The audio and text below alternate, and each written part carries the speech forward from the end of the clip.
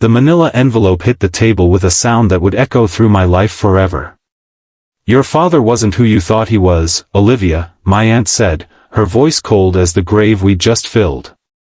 "Cousin, no," my half-brother smirked from across the room. In that moment, I knew two things with absolute certainty: everything I believed about my family was a lie, and I would make them pay for what they'd done. If you've ever felt betrayed by those closest to you, hit that like button and subscribe to follow my journey from devastated daughter to architect of justice. The day had started with rain, a steady, relentless downpour that matched my grief.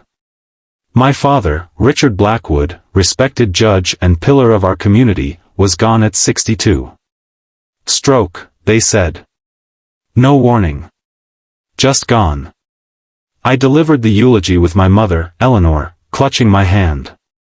35 years of marriage ended in a hospital room at 4:23 a.m. on a Thursday.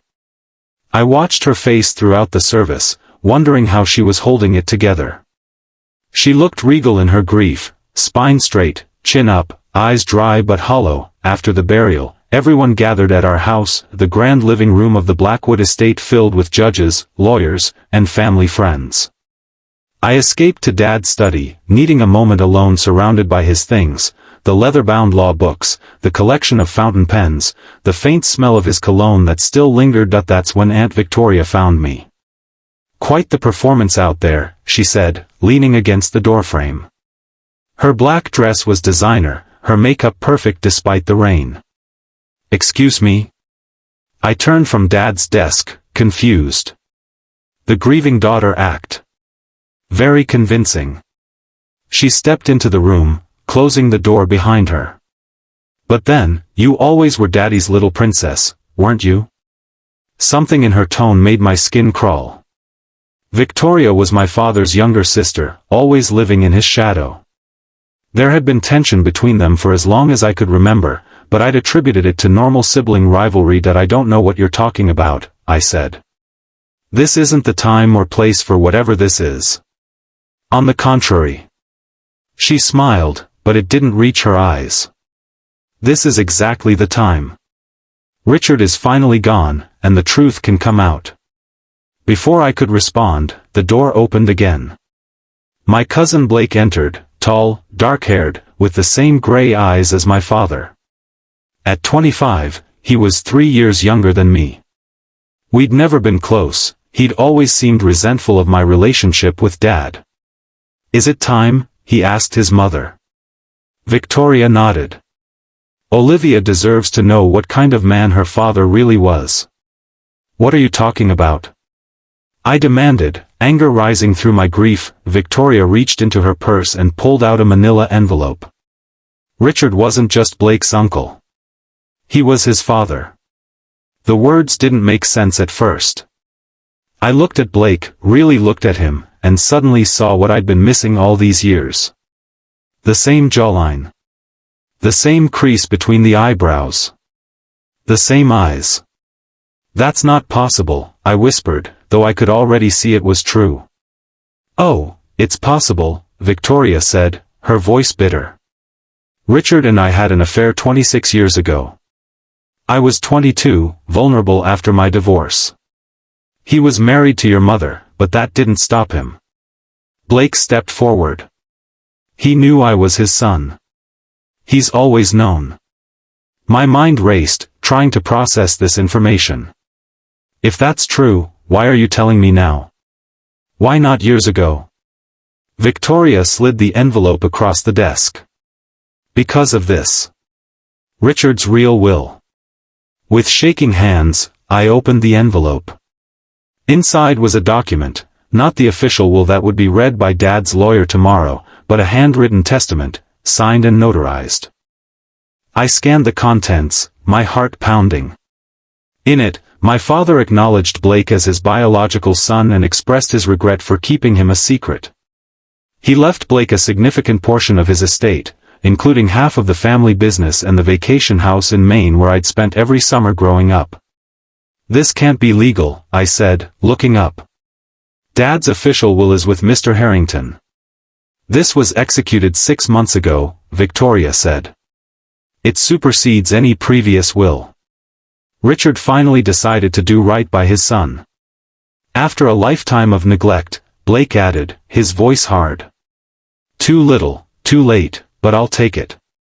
I stared at them both, these people who shared my blood but suddenly felt like strangers. Does Mom know about this? Victoria's laugh was sharp. Of course not.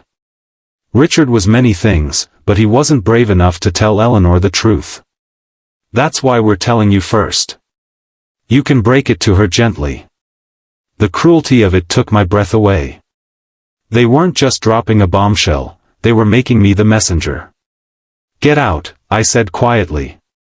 Excuse me? Victoria raised an eyebrow. Get out of my father's study. Get out of our house. My voice grew stronger with each word. If what you're saying is true, we'll deal with it legally. But I will not have you disrespecting my father at his funeral. Blake stepped toward me, his face twisted with anger. Disrespecting him?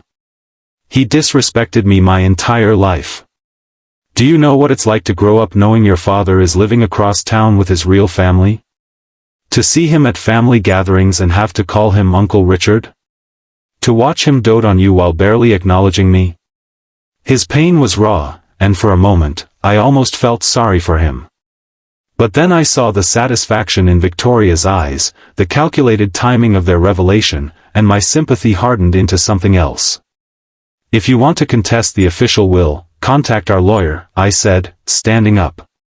Now please leave before I have you escorted out. Victoria gathered the document, sliding it back into the envelope. We don't need to contest anything. This will is legal and binding. By this time tomorrow, Blake will have what's rightfully his. She paused at the door. Oh, and Olivia?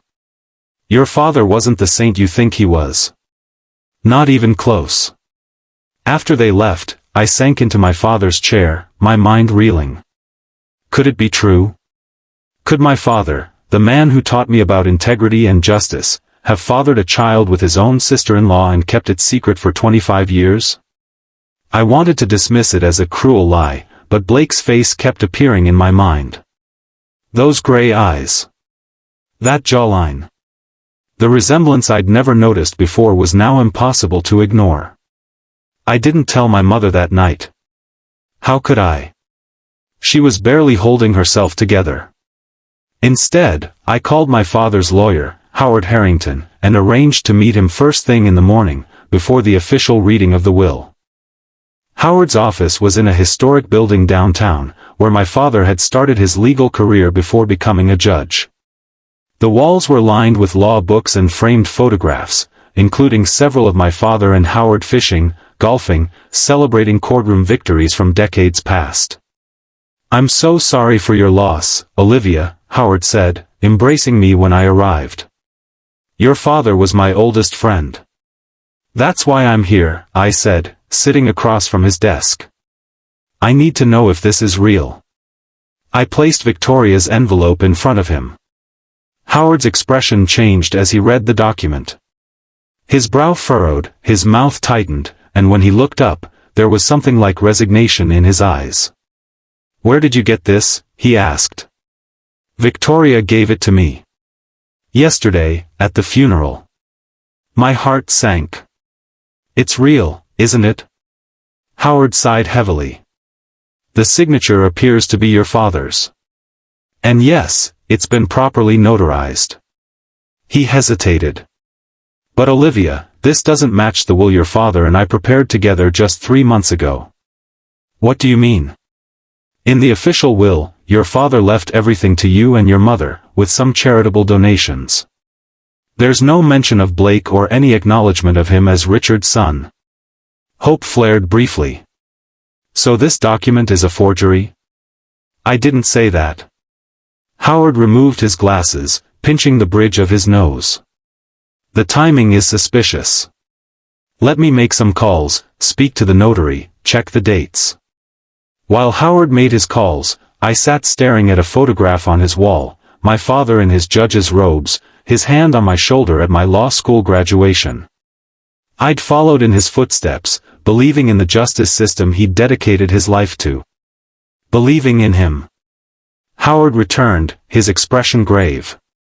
The notary confirms your father came to her office 6 months ago with this document. It appears to be legitimate. But why would he prepare 2 conflicting wills? I asked. I don't know, Howard admitted. It's not like Richard to be so careless with legal matters. Something doesn't add up. Is Victoria's will valid? Does it supersede yours? Howard hesitated. Potentially. It's more recent and properly executed. But given the circumstances, we could contest it. On what grounds? Undue influence, perhaps. If Victoria or Blake pressured your father in any way. He trailed off. It would be a messy legal battle, Olivia. Family secrets dragged into the open. Your mother would have to know everything. My mother. The thought of her learning about my father's betrayal on top of her grief was unbearable. What would Dad want me to do? I asked quietly. Howard's eyes softened. Your father valued truth and justice above all else. But he also loved you and your mother more than anything. Whatever mistakes he made, I believe he would want to protect you both. I left Howard's office with more questions than answers. The official reading of the will was scheduled for that afternoon.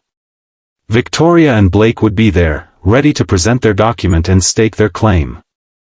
I had hours to decide what to do. I drove to the cemetery, needing to be close to my father. His grave was still fresh, the flowers from yesterday's funeral bright against the dark earth. I sat on the cold ground, not caring about my clothes. Why, Dad? I whispered. Why would you do this to us? As I sat there, memories surfaced, subtle interactions between my father and Blake over the years. The way Dad would ask about Blake's grades, his college plans. The stiff way they shook hands at family gatherings. Had there been guilt in those interactions? Recognition? Had everyone known except me?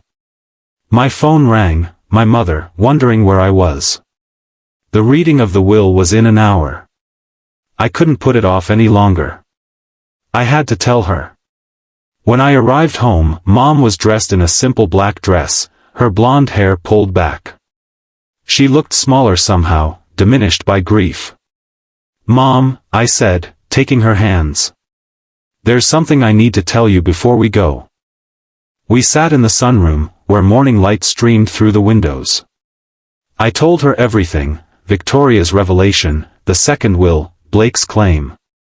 I watched her face carefully, expecting shock, devastation, anger. Instead, I saw resignation. You knew, I realized, my voice barely audible. Mom nodded slowly. Not about Blake specifically. But I knew there was someone else. There were signs early in our marriage, unexplained absences, phone calls he'd take in private. When they stopped, I thought it was over. Why didn't you leave him? Because I loved him, she said simply. And because by then, we had you. Richard was a good father to you, Olivia. Whatever his failings as a husband, he got that right. Her forgiveness stunned me. How can you be so calm? He betrayed you with his own sister-in-law. Mom's expression hardened slightly. Victoria was never his sister-in-law, Olivia. What? Victoria isn't Richard's sister. They weren't related by blood. This new revelation hit me like a physical blow. What are you talking about? Dad always said. Richard was adopted by the Blackwoods as an infant. Victoria's parents took him in when he was 16, after his adoptive parents died. They were raised as siblings for just 2 years before Richard left for college. He always considered them family, but there was no biological relation. My mind raced, recalibrating everything I thought I knew. So the affair was still a betrayal, Mom finished. But not the one you're thinking of. The pieces were falling into place, but something still didn't make sense. If you knew about the affair, why are you surprised about Blake? Mom's eyes filled with tears for the first time. Because Richard told me Victoria had terminated the pregnancy. That was part of why I forgave him. He seemed so devastated, so full of regret. She shook her head. To think he's known about his son all these years and never told me. The reading of the will was set for 2 p.m. at Howard's office. When we arrived, Victoria and Blake were already there, sitting across from Howard's desk with identical expressions of smug anticipation. "Eleanor," Victoria said, her voice falsely sweet. "How are you holding up?" My mother's spine straightened. "I'm managing, thank you, Victoria." She took a seat, her dignity intact despite everything. Howard began the proceedings, explaining that there appeared to be 2 valid wills. He laid out both documents, the official will leaving everything to Mom and me, and Victoria's version acknowledging Blake and dividing the estate. Given the unusual circumstances, Howard said, I've consulted with colleagues. Both wills appear legally valid, which creates a complex situation. There's nothing complex about it, Victoria interrupted. Richard's handwritten will is more recent and clearly states his wishes. Blake is his son and deserves his inheritance. Perhaps we should hear from Blake, I suggested, studying my half-brother's face. After all, this concerns him most directly. Blake looked surprised to be addressed. I just want what's rightfully mine, he said. What my father wanted me to have. And what exactly is that? I asked. Half the family business you've never worked a day in? The vacation house you visited maybe twice? Or is it just the money you're after?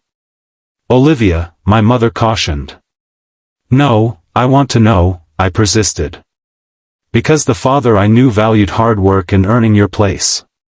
He wouldn't just hand over assets to someone who hadn't contributed to building them. Blake's face flushed. You don't know anything about me or what I deserve. I know you and Victoria waited until my father was dead to make your claim, I said. I know you chose his funeral day to drop this bomb. That doesn't speak to genuine concern for his wishes. Victoria leaned forward. We waited because Richard asked us to. He wasn't ready to hurt you and Eleanor with the truth. How considerate, I said dryly. And yet here you are, doing exactly that at the first opportunity. Howard cleared his throat. Perhaps we should focus on resolving this legally. There are several options. We could litigate, which would be lengthy and public. Or we could seek mediation, try to reach a settlement that honors both documents. There's nothing to settle, Victoria insisted. The second will is clear. I looked at my mother, who nodded slightly. We discussed this on the drive over. Actually, I said, there is another option. I turned to Blake. A DNA test. The room went silent. If you're truly my father's son, I continued, a DNA test will prove it. We can compare your DNA to mine, we would share enough markers to confirm we're half-siblings. Blake's confidence seemed to waver. That's unnecessary. My mother's word should be enough. In a court of law? Hardly, I said. If you want to claim your inheritance as Richard Blackwood's son, prove you are his son. Victoria's face had gone pale. This is ridiculous. We don't need to prove anything. Actually, you do, Howard interjected. If this goes to court, a judge would almost certainly order a DNA test to establish paternity before ruling on the validity of either will. Fine, Blake said suddenly. I'll take the test. I have nothing to hide. Victoria grabbed his arm. Blake, you don't need to do this. The will is valid. The look that passed between them sent a chill down my spine. There was fear in Victoria's eyes, fear that shouldn't be there if she was telling the truth. Is there a problem, Victoria? I asked. You seem concerned about a simple DNA test. Of course not, she snapped. I just don't see why Blake needs to prove himself to you. Not to me, I corrected. To the court. To claim an inheritance as someone's biological child, you need to establish that relationship legally. Howard nodded. Olivia is correct. Without DNA confirmation, Blake's claim would rest solely on Victoria's testimony and the handwritten will, both of which could be challenged. Blake looked between his mother.